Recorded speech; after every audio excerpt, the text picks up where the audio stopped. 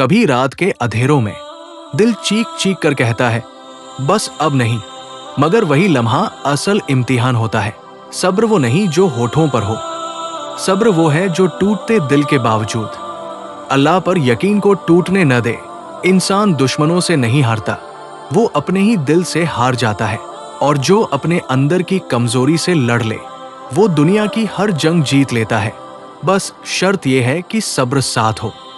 जब सब रास्ते बंद नजर आए और कोई आवाज साथ न दे, तब अपने आंसुओं को सजदे में गिरा देना, क्योंकि सब्र करने वालों के साथ अल्लाह खुद खड़ा हो जाता है। हर दर्द चीख कर बर्दाश्त नहीं होता, कुछ दर्द सब्र के साथ सहने पड़ते हैं। और याद रखो, अल्लाह की मदद हमेशा सब्र के बाद आती है।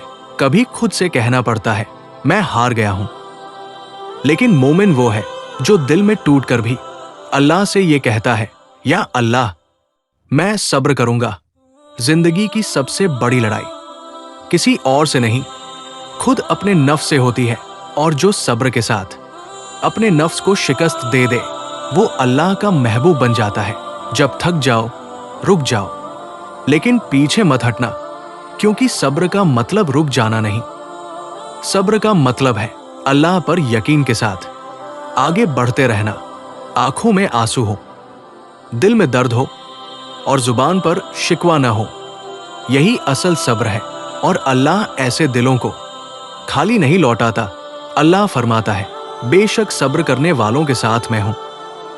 तो फिर बताओ, जिसके साथ अल्लाह हो वो जंग कैसे हार सकता है? अगर आज तुम खामोशी से लड़ रहे हो और कोई तुम्हारी तकलीफ नहीं समझता, तो घबराओ मत। अल्लाह देख रहा है, अल्लाह सुन रहा है, और सब्र करने वालों को वो जरूर कामयाब करता है।